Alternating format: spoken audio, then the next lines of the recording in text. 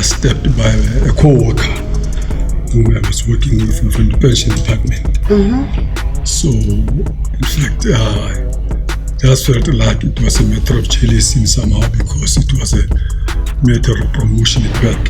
When I went home, approximately 2 o'clock in the morning, I wanted to go to the bathroom. I couldn't move, it was only the upper body move. I was a very flexible guy. We were paying pensions all over the province. I was a guy who was moving, in fact. So this was, in fact, a blow.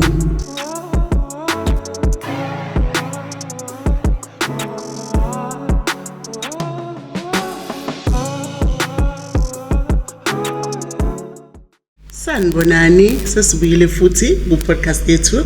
Namhlanje ngiphethe ubaba Thabo. Baba Thabo kunjani?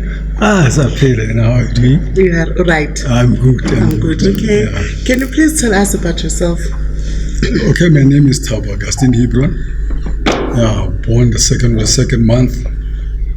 I'm originally from Northwest, and I went to Northern Cape. Okay. I completed my schooling at Northern Cape Thabo Secondary School, and I went through some sessions of education, but ultimately I worked with a clothing store, which is, I won't mention it as well. Yes. And I went for leadership to be assistant salesman. Okay. Now I'm back in Joburg, staying with my sister, Colombeck Street, and my mother. Oh, okay. Yeah. So, you still have a mother? Yeah, wow. My mother is still there. Yeah. Wow, I lost mine 2021. Yeah. Anyway, were you born like this? No, I'm not born like this. Okay, what happened? I experienced this in 1996. You're that long.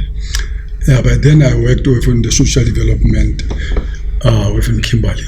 Okay. Yeah, and what I experienced, it was a devastating situation whereby I was stabbed by a co-worker whom I was working with from the pension department.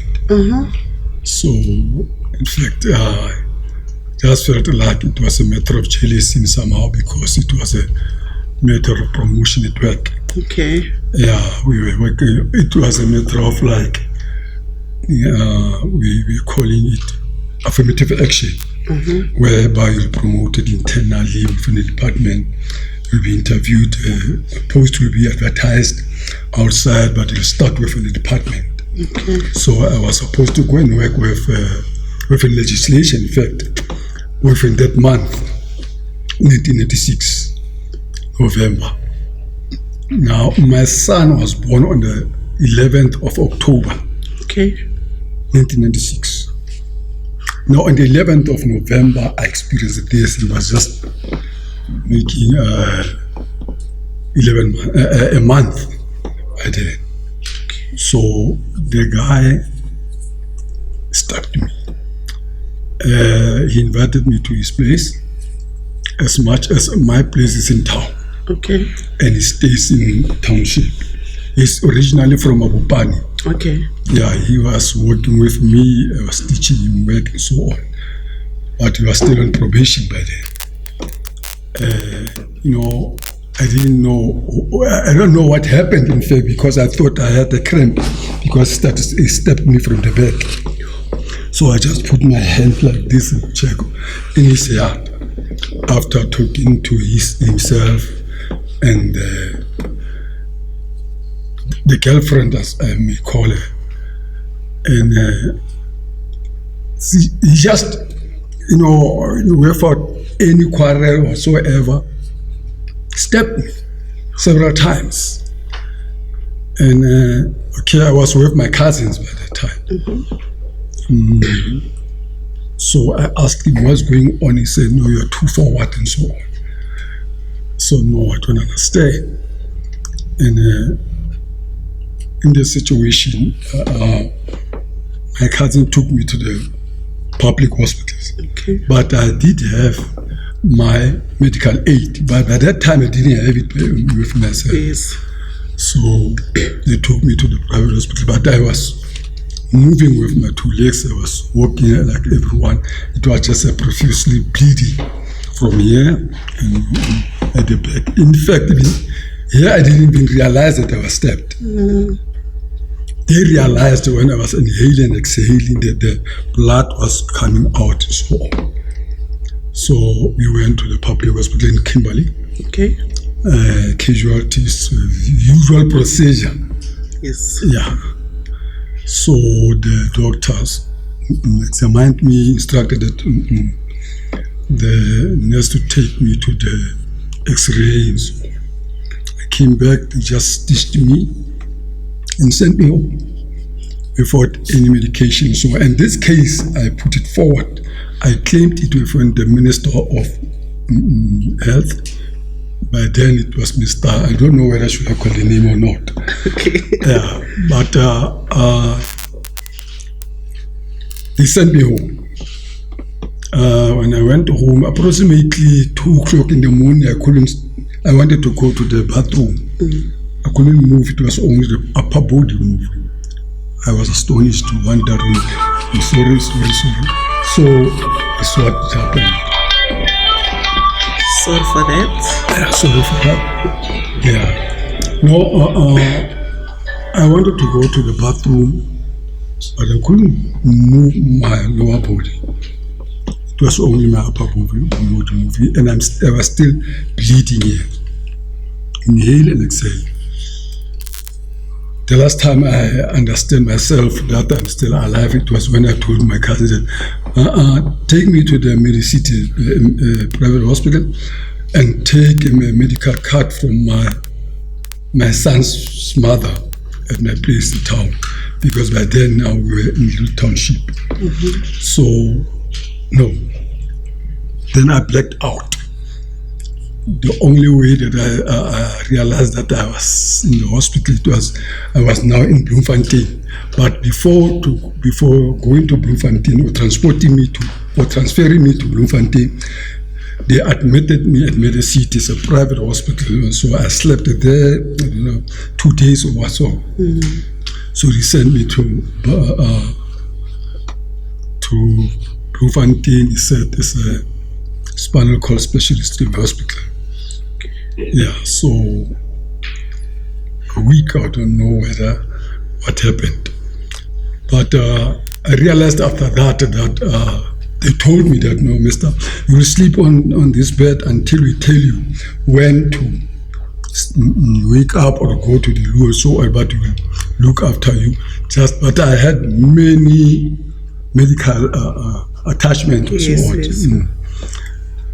So a month they told me that man, we'll move you in the wheelchair, we'll take you to the physio and we'll come back here, because I saw me having catheters and me having many kind of things from the chest and so on. So they didn't tell you what? No, not yet. They didn't even tell me that I wouldn't be able to walk so, again. Yeah. So I just kept on that faith. Okay. But each and every time when I touch my lower side, I don't feel the feet. But I didn't want to question whatsoever, because I didn't want to anticipate and anything that might cause me not to recover. So, yeah. So how did it affected you in life? After you found out that you yeah. I was a very flexible guy. We were paying pensions all over the province. I was a guy who was moving, in fact. So this was, in fact, a blow, because I was by then studying with the Moremo Hall Technical College for management, and I couldn't go there anymore. Some of the activities that I used to do, I couldn't do them anymore. So when I came back, they told me that, man, we have to tell you, but we have to bring psychiatrists, we have to bring us and this, and your parents and so family to deal with such a situation. Okay. Yeah, they told me that we are going to be on the wheelchair, but we already told the work department social development that they should make an accommodation for you as a disabled person with a wheelchair. They will uplift some tables and so on. So it is where now you have to think about the challenge and life beyond this, because you don't know how to push a wheelchair. You don't know how to get out of the wheelchair and use the toilet and to wash yourself, and so you are totally strange to that thing. But now you have to think that disability is something that you just another world of experience. I worked with people with disability from a department because I was paying pension out, disability, maintenance, old age, war veterans, and so on. So I know and I knew how are they feeling and how should one try to appreciate the second life, the chance that you have been given, whether you are going just to throw it to someone's face, or are you going to accept to deal with the difference now? It's a matter of challenge of another thing. You just experienced another life which was not planned for you. But you have been determined to accept any changes within that field of disability. Because people outside are going to view not the same as before. Those whom you have been traumatizing yourself with, they are going to reject you or look down on you. But if you are strong enough to accept yourself and say you don't care about the attitude of those who are going to undermine your situation, you'll progress and you'll get used to it. And walk through it. Now I'm almost 30 years now, it's from 1996, and my son is always, when he birthdays, when I have to birthday to come to this, I always remembers this tragic situation. But one should be strong for himself, not for another person. We have to go through this circle and go out of it, because it might be a circle because you're going to rotate if you don't have to get out of it. You have to get out of the circle and have a straightforward situation whereby you can defeat that concept or that attitude of undermining yourselves, or being in the backyard or within the room, shying away from yourself, not accepting yourself. Let me go out and soon be accepted by the society. Because when you sit back, you are delaying your progress of recovery. Because each and every time when you go out, you are thinking about how are people accepting you or looking at you, whether you want accept it first. Accepted. You have to accept it first before that people can accept you. The situation. And in that very same situation, when I came back to my department, I told the department that the situation was like this. I wrote a letter to the Minister of Health explaining the situation of acceptance and consultation with the doctors within the hospital, and he instituted a commission of inquiry on my case. It was Reverend Pinyake, Advocate Majid, and Professor Foslu.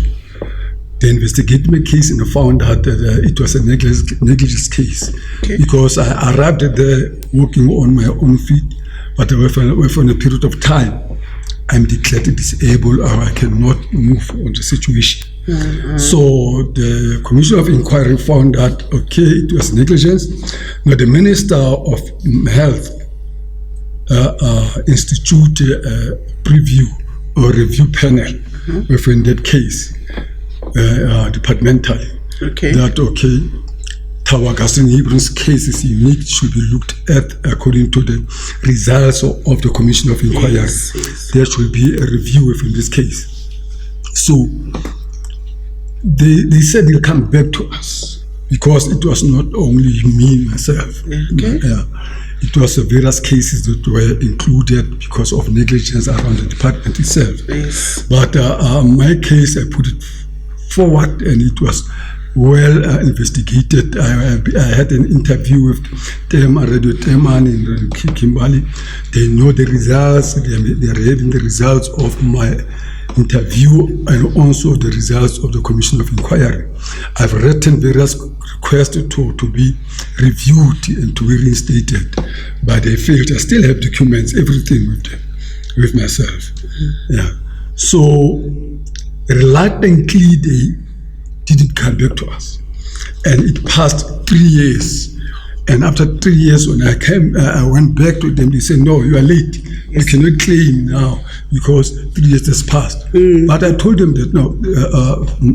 Various time I contacted the department. The department remains saying that it will come back to us, not looking at the period of claim of negligence and so on. So I filed every communication with the minister and those head of department of the health department. I do have the documents with me. Okay. And even the letter from the Commission of Inquiry that says the Minister of Health says interview within the Commission of Inquiry should be given priority. Okay. In that way. Until now, they said, no, time up. You cannot claim because you didn't do it on time. But telling them that, okay, you said we should wait for your answers and so on. Yes. Yeah. I once had a journalist who told me that, okay, we can review that. And as long as the dates are still there, within your file, we can still review and check their communication, and their feedback in that area. So, I didn't have, that time to hold my son as a father. I didn't have time or opportunity to play ball or show him how to play ball or to show how the father, that fatherly love that you can do with the son and so on. It was taken by my co-worker in that situation. And still he's got the audacity, this boy. When I went back to work, he's got that way of flashing that. Posting. I put people on the wheelchair. Yeah. Okay. Because really I didn't recover much of what happened. After this, my mother opened a case. Yeah. So when I came back from the hospital, my first appearance within the court, I said, "My worship, there's no need that my co-worker should be imprisoned because I'm already on the wheelchair." As much as he says he don't know what happened, he's apologizing. So my worship, may you please just release him and continue with the life, because I didn't want to continue coming to court not knowing the repercussions of it, what will be the consequences of all this case, because I really didn't want to indulge myself much on it. But the court decided that, okay, let us give him house arrest, and he should work within the mortuary within the local hospital. He should wash the corpses and so on. Yes. Yeah. And what I requested is, okay, it's all right. Let God deal with him. Yeah, he will. Yeah. And I think at the end, God did deal with him. Yeah. Okay. Because I think in 2010 he passed away. Yeah. Yeah, and so on. And before he even passed away, he stepped several people within the very same location in Kimberley. You see.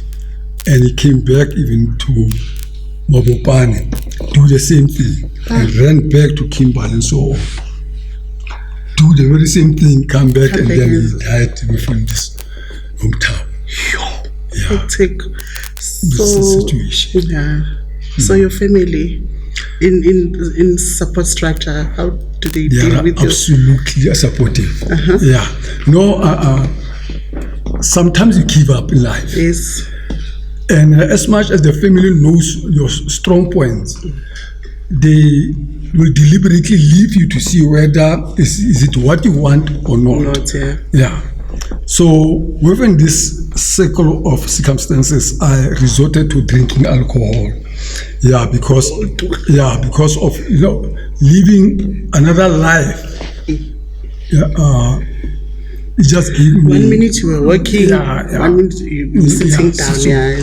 And now trying to acclimatize yourself with the situation and the circle of friends, and who are not really interested in uplifting you, but downgrading you. Yeah, they'll tell you, this is better to be with us than to looked people and so on. So I'm in Joburg now. My sister and my mother are here. My mother's got her own house, I've got my own house there. But because of the situation that I was living in, they realized that no, let us bring him in. Okay. Because I was staying alone by that time, doing whatever pleases me. Yes. I was indulging in my own circumstances that, I'm already disabled. What is there for me? Yeah, because I don't see any opportunities with Northern Cape. I don't see any opportunities brought forward by our government or suggested by any organization within our town like Kimberley, Northern Cape. Nothing at all. Yeah. So there was nothing encouraging that you may rely or wake up tomorrow and say that, I'm going to a certain organization or a center that will uplift your spirit. So I was just trying to live my life as it is. Yeah. Now from 2018, so I came to Joburg. Yeah, because they were just worried that I'm epilepsy. Going down the tree. Yeah. Right. So in terms of traveling, how does that go on your side? Yeah, we travel a lot, especially when we arrived in Kimberley, Northern Cape. We go to class, we go to waterfall. There are waterfalls in Northern Cape.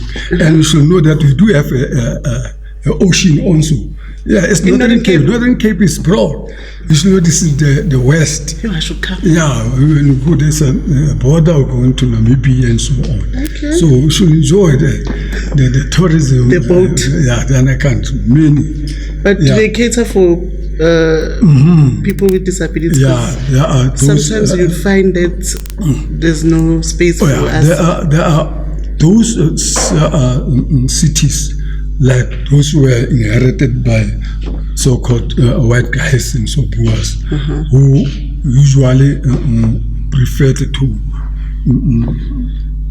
inclusively for them. Yeah, you'll have the entrance that was built for them. Yeah, specifically. Where you as a black man, you couldn't use it by that time. But now, at least now, there is this situation of change. We can use that entrance. Only in certain towns. Not all of towns, they will tell you, no, unfortunately, there's no catering, there's no place for or entrance for people with disabilities. Yeah, there's a problem. And it's a scattered province. So tourism is very rare. When you go to Kimberley, you go to Big Hole. Yeah, from Big Hole, then you have to take a distance to go to see another mine facility and so on. So you have to have your own transport most of the time. One more question. You'll come again for season 2 because there's a lot I want to ask you, but time. I wanted to ask you, can you please tell me about love life, if you don't mind? Okay. Yeah, when I came to Joburg 2018, I met a lovely lady within the church. 2018, and then 2019 I got married to her on November. Yeah, so we stayed together 2019, 2020, 2021, 2022. And my sister made the point that she got to work and so on. Yeah. Now, sometimes things have changed. Yes. Yeah. She used to work with my sister at the hospital. My sister's sister was from RV hospital, but So she organized the lady worked there. Okay. But when we moved from the side, we used to stay in Sepetweni. Yeah. Okay. The two of us and a daughter, because I took care of the daughter. Oh, that's nice. Yeah. Okay, so it just happened that we are divorced now. Yeah, I'm sorry for that. Yeah, it's life anyway. It's life. Life. You'll find another one. I hope so. Yes. But I realize that when it comes to life, especially when it comes to disability, it's very rare that you will continue your life with an able-bodied person, that they'll stick together for a long time. Somehow, it's what I've researched and experienced in somehow. Usually, the able-bodied person will be, he'll look down on you. Not mine. Thinking that, okay, whenever they meet with the environment changes, understand, it will be very difficult when you go to various kinds of events and they meet able-bodied person, partner, and so on. They will like to indulge themselves in that activities and so on, whereby they'll dance together and go on, where we won't be able. And ultimately, they'll continue that relationship under your back, not knowing what's going on. And then it will develop in their interest. So sometimes you think of associating yourselves with your community of thinkers or the very disabled community. Yeah, it might develop that cooperation, love, and understanding that whatever you are suffering from, I'm also having that in mind and mentally. Yeah, let me, for an example, when if I have to meet a disabled woman, will understand a disabled person, how does a disabled person behave, yes. How does he grieve, how does he want to be handled, and how does he not want to be pitied on. So I think everybody, people, sorry, I'm okay. All right, let's do. And now, from now, as I am now here, I'm wearing T-shirt. Okay. Tembisa Self-Help Association. I've been taken by Mr. Genzani Ndlovu. I'm under him, is stimulating our inspiration. So whoever needs us, we are in T-shirt. And it's very inspiring center. All right. I thank you. Thank you, Mr. Thabo. Thank you very much. Any advice for people living with disability? People living with disability should have inspiration, should have a destination in their mind, that there is no short corners. You have to finish the race. Do it authentically and make sure that you go on. All right. Thank you. I see Abonga. Gift. I have a gift for you. Anyway.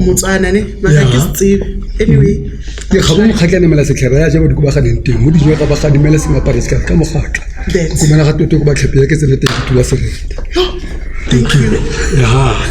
This is your present. Thank you. Thank you very much. Enjoy it. I will. All right, Siyabonga Makaya. If you want to tell your story, please contact us on our WhatsApp number and also in our email. Thank you. I'm out.